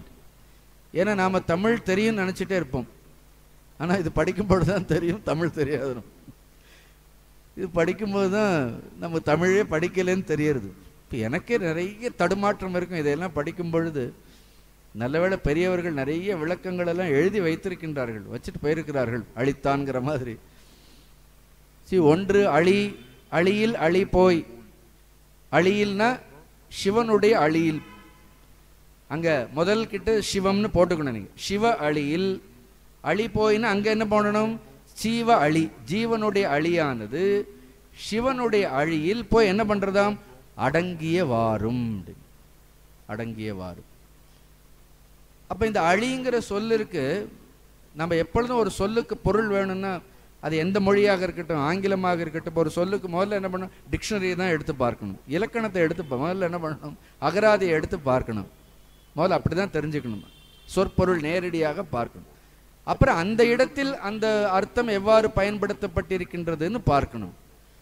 ஆனால் நேரடியாக அழின்னு பார்த்தன என்ன இருக்கிறது? அருள், இரக்கம், பரிவு, கண்ணோட்டம், நெகிழ்ச்சி, உணர்வு, இத்தனை அர்த்தங்கள் இருக்கின்றது ஒரு சின்ன வார்த்தைக்கு. பார்க்கணும். அழிங்கிற ஒரு சின்ன வார்த்தைக்கு என்ன இருக்கிறது? அருள்னு இருக்கின்றது, இரக்கம் என்று இருக்கின்றது, அன்புன்னு இருக்கிறது, பரிவுன்னு இருக்கின்றது, கண்ணோட்டம்னு இருக்கின்றது, நெகிழ்ச்சின்னு இருக்கின்றது. இதெல்லாம் என்ன அர்த்தம்? இதெல்லாம் அழிங்கிற ஒரு சின்ன வார்த்தைக்கு இருக்கக்கூடிய அர்த்தம். அப்ப ஜீவனுடைய அழின்னா என்ன அர்த்தம்? இப்ப இந்த ஜீவனுக்கு அழின்னு நாம் எடுக்கும் பொழுது என்ன அர்த்தம் எடுத்துக்கொள்ள வேண்டும்? சிவனுக்கு அழி என்று எடுத்துக்கொள்ளும் பொழுது என்ன அர்த்தம் எடுத்துக்கொள்ள வேண்டும் புரிஞ்சிடும். ஜீவனுடைய அழினா அந்த ஜீவனுடைய பக்தியானது. ஜீவனிடத்தில் என்ன இருந்தது? ஒரு பக்தி இருந்தது. அது வரணும் முதல்ல. ஜீவனுடைய அழி அப்படின்னு அவனிடத்தில், ஈஸ்வரனிடத்தில் என்ன இருந்தது? இறைவனிடத்தில் ஒரு பக்தி இருந்தது. இறைவன், அந்த இறைவன்கிற வார்த்தையை கேட்ட உடனே ஒரு நெகிழ்ச்சி. அப்படி அது எல்லாருக்கும் வராது. அப்படி அது வள்ளலார் அழகாக சொல், நினைந்து நினைந்து நெகிழ்ந்து நெகிழ்ந்து உணர்ந்து உணர்ந்து ஊற்றலும் கண்ணீர் அதனால். அந்த நிலைக்கெல்லாம் போறதுக்கு எவ்வளவு நாள் ஆகும் நமக்கு? சொல்லும் பொழுது எப்படி சொல்றாரு பாருங்க. நினைந்து அது ஒரு தடவை கூட சொல்லலை. அப்படி நினைந்து அது வாரியார் சுவாமிகள் ரொம்ப அழகான விளக்கம் கொடுப்பார் அதற்கு. ஏன் ரெண்டு தடவைன்னா, ஒரு முறை நீ நினைந்து, அதனால உடனே இறைவன் நினைத்தாராம். அந்த ரெண்டாவது நினைந்துங்கிறது நினைந்து, ஓ நானும் உன்னை நினைக்கின்றேன், நான் நினைந்து, அப்புறம் இறைவன் நினைந்து. அப்படி நாம நெகிழ்ந்தோடன் அவர் என்ன பண்ணாராம்? உடனே இறைவனும் நெகிழ்ந்தாராம். நாம உணர்ந்தோன்னு என்ன பண்றார்? இறைவன் என்ன பண்ணார்? இப்படி ஒருவருக்கொருவர் நினைந்து நினைந்து நெகிழ்ந்து நெகிழ்ந்து உணர்ந்து உணர்ந்து ஊற்றிடும் கண்ணீர். அது என்ன கண்ணீர் அப்படின்னா, அது ஆனந்தத்திலிருந்து வரக்கூடிய அது ஒரு கண்ணீர். அது என்னைக்காவது ஒரு சொட்டு கண்ணீர் இறைவனுக்காக நம்ம விட்டுருப்போமா? அந்த இறைவனுக்காக வருமா அப்படின்னு. மனிதர்களுக்கு அந்த அகங்காரம் இருக்கிற வரைக்கும், உள்ள நான்கிற அகங்காரம் இருக்கிற வரைக்கும் அந்த நிகழ்ச்சியெல்லாம் வராது.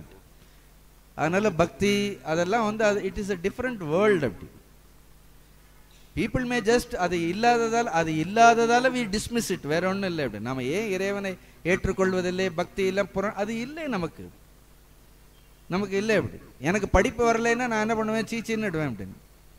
ஒன்றும் படிக்க வேண்டிய அவசியம் இல்லை. இப்போ என்னை கேட்டால் நான் என்ன சொல்லுவேன், இதை தவிர எதுவும் ஏன்னா எனக்கு வேறு இதில் ஆர்வம் இல்லைன்னா அது இல்லைன்னு சொல்லிவிடும். ஒரு விஷயத்தின் மீது நமக்கு ஆர்வம் இல்லாததால் அதை புறம் தள்ளுகின்றோம், அவ்வளோதான். அப்படி அது இல்லாததால் அல்ல, நமக்கு அதன் மீது என்ன இல்லை, நமக்கு அதன் மீது ஆர்வம் இல்லை. இங்க அழினா அந்த இறைவனிடத்தில் இருக்கக்கூடிய அந்த பக்தி. அப்படி இப்ப சிவனுக்கு பக்தின்னு சொல்ல முடியுமா? சொல்ல முடியாது. அதனால அங்கே அழினா அது அருள். அப்படி ஆனால் அந்த அழியை நம்ம அருளாக எடுத்துக்கொள்ள வேண்டும். அதனால அந்த சிவனுடைய ஜீவனுடைய பக்தியானது இறைவனுடைய அருளில் போய் என்ன செய்கின்றது? அருளில் போய் கலக்கின்றது. கீதையில ரொம்ப அழகான பாடல்கள், இது அப்படியே சொல்லக்கூடிய கீதை ஸ்லோகங்கள் எல்லாம் இருக்கு. யோமாம் பக்தியா அபிஜானாதி. எந்த அத்தியாயம் இந்த ஸ்லோகம்? யோமாம் பக்தியா அபிஜானாதி யாவன் யஸ்சாஸ்ச தத்வதஹ அப்படின்னு. யோமாம் அபிஜானாதி யாவன் யஸ்ச இதி தத்வதஹ. ததோ தத்வதோ மாம். உடனே என்ன? ததோ தத்வதோ மாம். அவன் என்ன எழுதுகிறான்? என்னை அறிகின்றான். தத்வதோ மாம் ஞாத்வா விஷதே ததனந்தரம். 18வது அத்தியாயம், கீதையினுடைய 18வது அத்தியாயத்தில் யோமாம் பக்தியா அபிஜானாதி, யார் ஒருவன் என்னை பக்தியால் உணர்கின்ற. எப்படி? யாவன் கேட்கிறானா? யார்? இந்த கடவுள். எஸ்ச அந்த கடவுளுடைய இயல்பு என்ன? தத்துவத்தக, இப்படி தத்துவமாக விசாரணை செய்தால் தத்தோமாம் தத்துவத்தோ ஞாத்வா. உடனே தத்தோமாம், ஈவன் இஃப் ஹி குவெஸ்டின்ஸ், பக்தியினால் இறைவன் யாரு, அவனுடைய இயல்பு என்னன்னு கேட்ட தத்துவமாம் தத்துவத்தோ ஞாத்வா. இமீடியட்டா என்ன பண்ற? அவன் என்னை தத்துவமாக உணர்ந்து கொண்டு விஷதே ததனந்தர் he becomes one with me. அவன் என்னோடு ஒன்று கலந்து விடுகின்றான். என் அழியில் அழி போய் அடங்கியவார். இது அப்படியே கீதையிலே இருக்கிற இல்லையா? யோமாம் அபிஜானாதி யாவன் யஸ்சாஸ்ச தத்வதஹ தத்தோமே தத்துவதோ ஞாத்வா விஷதே ததனந்தரம். அவன் அடுத்து என்னையே வந்து அடைகின்றான். இப்படி நிறைய ஸ்லோகங்கள். 10வது அத்தியாயத்தில் கூட ஒரு ஸ்லோகம் இருக்கு. மச்சித்தா மத்கத பிராணாக போதயந்த பரஸ்பரம் கதையந்தச்ச மாம் நித்தியம் துஷ்டந்திச்ச ரமந்திச்ச. எவ்வளவு அழகான. மச்சித்தாக, யார் சித்தத்தை என்பால் வைத்தவர்களோ, மத்கத பிராணாக, என் பொருட்டு பிராணத்தை விடுவதற்கு தயாராக இருக்கின்றார்களோ, போதயந்த பரஸ்பரம், எப்பொழுதும் இந்த இறை விஷயங்களை குறித்தே பேசுகின்றார்களோ, கதையந்தீச்ச ரமந்திச்ச தேஷாம் சததயுக்தானாம் பக்தியா பிரியபூர்வம். அப்படி பக்தியோடு இருப்பவர்களுக்கு என்ன? ததாமி புத்தி யோகம் தம் ஏன ஆப்னுவந்தி மாம். அவர்களுக்கு இந்த புத்திங்கிற யோகத்தை கொடுக்கின்றேன், அவர்கள் என்னை வந்து அடைகின்றார்கள். இதெல்லாம் அப்படியே திருமந்திரத்தில் இருக்கிறதும் கீதையில் இருக்கிறது, கீதையில் இருக்கிறதுல இருக்கிறது. அது ரெண்டும் ஒப்பிட்டு படிக்கும்போது இன்னும் என்ன இருக்கிறது? ஆனந்தமாக. எனக்கு இது படிக்கும் பொழுதெல்லாம் உடனே அந்த கீதை ஸ்லோகங்கள் நினைவிற்கு வரும். இதே அழியில் அழி போய் அடங்கிய வாரம்.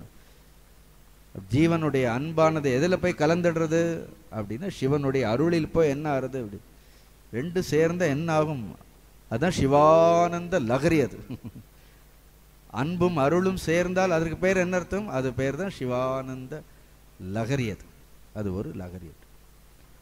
ஒளியில் ஒளி போய் ஒடுங்கிய வாரம்.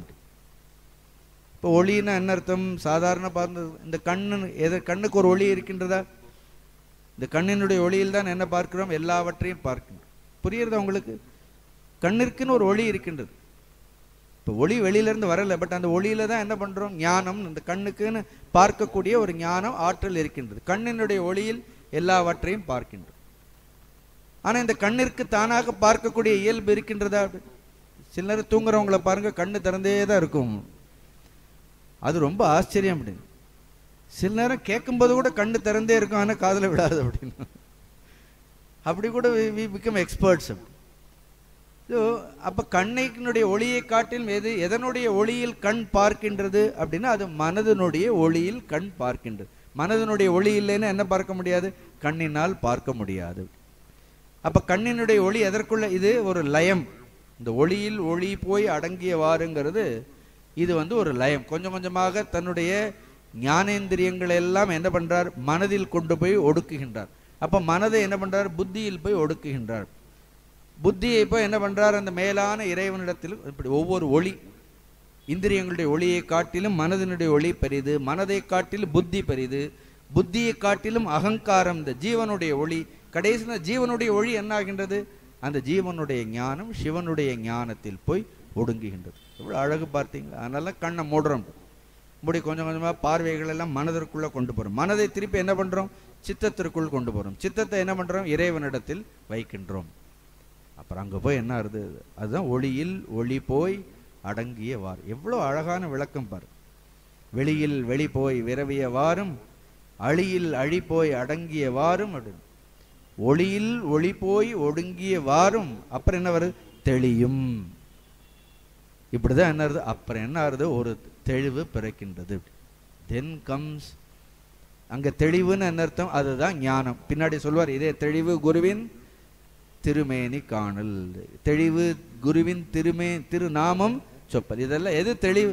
தெளிவுதான் குரு, வேற ஒன்றும் இல்லை. அப்படி அந்த தெளிவு பிறக்கின்ற வரைக்கும் என்ன ஆகிறது அப்படின்னு, அது வரைக்கும் இந்த அஞ்ஞானம் இருக்கின்ற வரைக்கும் நமக்கு இந்த உலகம் உண்மையாக அதனுடைய உண்மைத்தன்மை தெரிவது கிடையாது.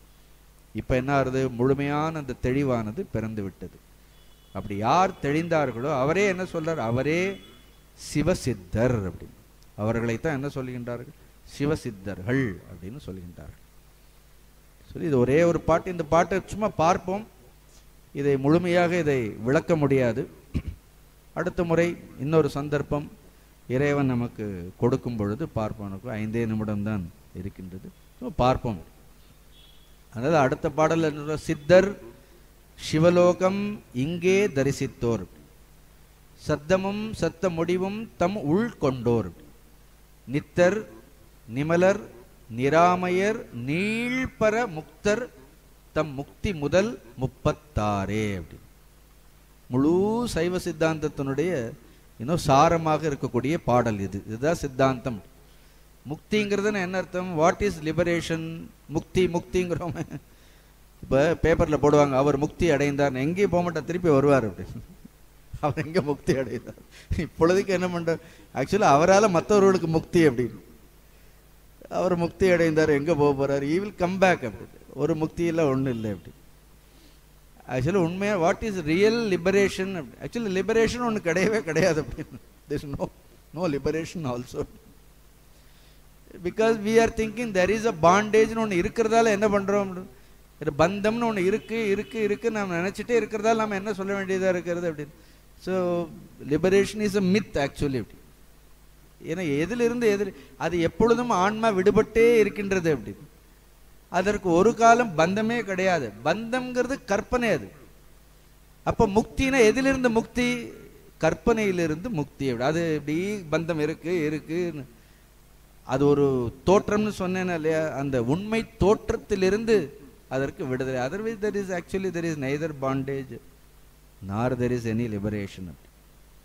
ஸோ சிம்பிள் திங் இஸ் அப்படி முக்தி. இங்கே முக்தின்னு இவர்கள் சொல்றது நம்ம என்ன சொல்றோம்? வேதாந்தத்திலையும் சித்தாந்த முக்தி முதல் 36 அப்படி.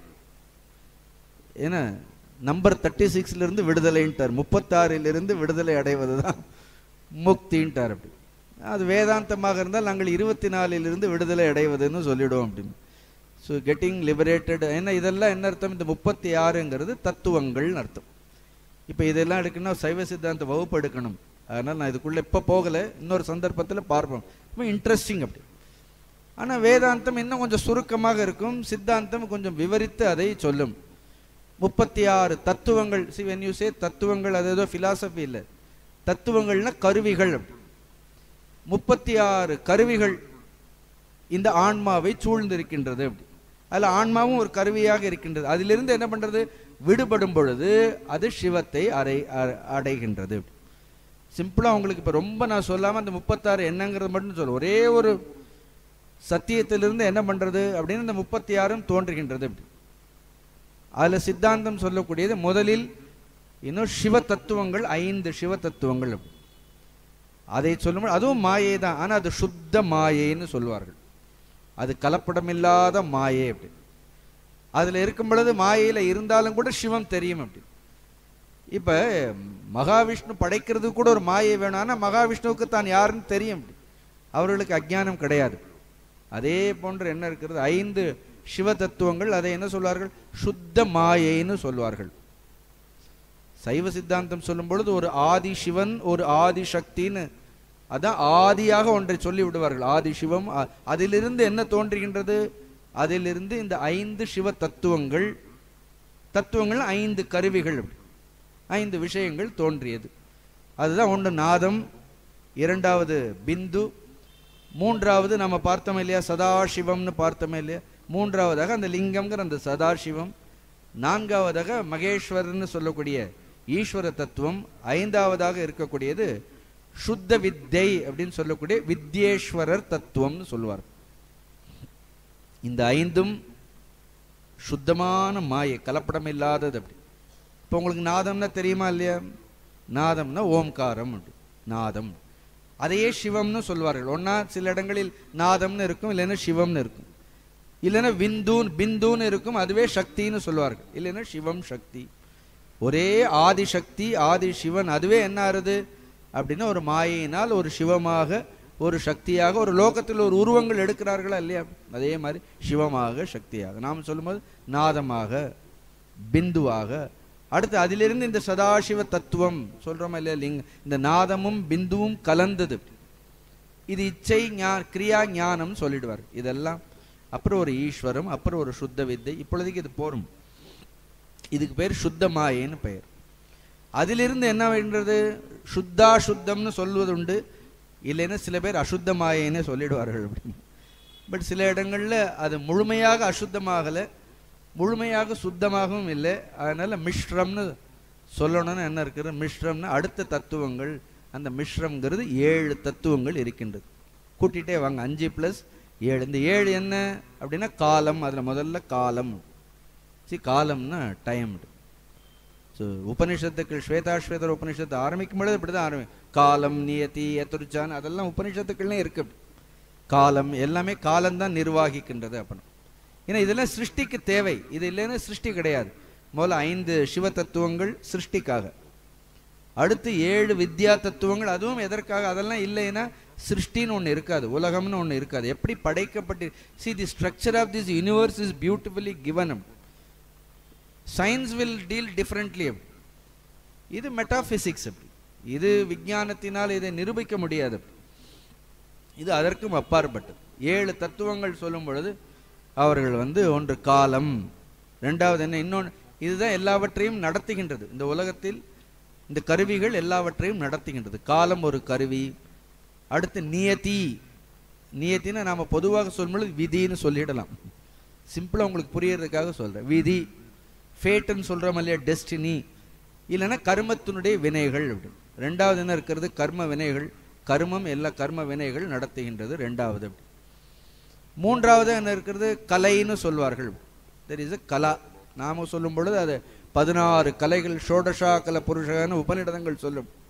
இங்கே இவர்கள் கலான்னு சொல்லும் பொழுது அதே ஆன்மாவில் இருக்கக்கூடிய அந்த கிரியாசக்தி, ஆன்மாவினுடைய கிரியாசக்தி, அது ஒரு கலா. அதான் கலா. சமஸ்கிருதத்தில் கலா, தமிழில் வரும்போது கலை. அப்படின்னு அது மூன்றாவதாக இருக்கக்கூடிய ஆன்மாவினுடைய ஒரு கிரியாசக்தி இருக்கிறதா இல்லையா, அதற்கு பெயர் கலைன்னு பெயர். அடுத்ததாக இருக்கக்கூடியது, நான்காவதாக இருக்கக்கூடியது வித்தை. அந்த வித்தைங்கிறது ஆன்மாவினுடைய ஞான சக்தி, நம்மிடத்தில் இருக்கக்கூடிய ஞான சக்தி. அடுத்ததாக இருக்கக்கூடியது, ஐந்தாவதாக இருக்கக்கூடியது அராகம். அராகம்ங்கிறது ஆன்மாவினிடத்தில் இருக்கக்கூடிய இச்சா சக்தி. அப்படி ஸோ அராகம். இதெல்லாம் இது 5 வந்துருத்தா உங்களுக்கு? முதல் இது என்ன? காலம், நியதி, கலை, வித்தை. 5 வந்துருச்சா? இதுக்கு பேர் பஞ்ச கஞ்சுகம்னு சொல்வார்கள். நாங்கள் கந்துக்கம்னு சொல்லுவோம். கஞ்சுகம்னா சட்டை. 5 சட்டை. 5 சட்டையை மாட்டிக்கிறதா எது? அதுக்கு அடுத்து என்ன இருக்கிறார்? புருடன். புருடன்னா உள்ள இருக்கக்கூடிய ஜீவாத்மாவுக்கு இந்த 5 சட்டை இருக்கு. அப்படின்னு இட் வியர்ஸ். அப்படி அங்கே கூட பஞ்ச கோஷங்கள் எல்லாம் சொல்லுவோம். இங்கேயும் இருக்கிறது இந்த 5 சட்டை போட்டிருக்கு. அதனால ஆறாவதாக இருக்கக்கூடியது இந்த ஆன்மா, புருஷன், புருஷ தத்துவம் ஆன்மா. ஏழாவதாக இருக்கக்கூடியது என்ன? அது அதனுடைய மாயை. அதனுடைய மாயை 7.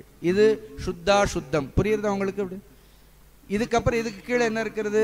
இதெல்லாம் it is all govern in this world is governed by these 13 principles, தத்துவங்கள், கருவிகள். அது ஜீவனையும் செலுத்துகின்றது, உலகையும் செலுத்துகின்றது. அப்புறம் ஜீவனுக்கென்று பிரத்யேகமாக 24 கருவிகள் இருக்கின்றது. அதே தான் வேதாந்தம் சொல்லும் பொழுது 24ன்னு சொல்லிவிடும்.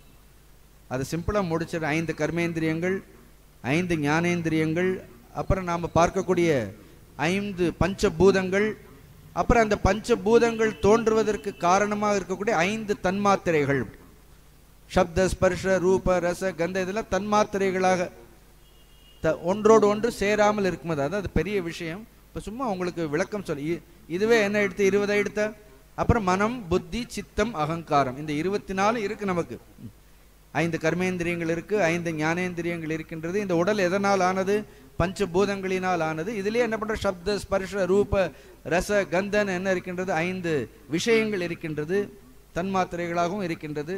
அப்புறம் மனம் இருக்கின்றது, புத்தி இருக்கின்றது, சித்தம் இருக்கின்றது, அகங்காரம் எல்லாம் இருக்கா? பத்திரமா இருக்கான்னு பார்த்துங்க, ஒன்று கூட கலண்டு போயிருக்காது. அப்படி இந்த 24 சேர்ந்து இப்போ எவ்வளோ ஆச்சு? 24 ப்ளஸ் கரெக்டாக ஆச்சு 36 எடுத்தா. இதுக்கு பெயர் தத்துவம்னு பெயர்.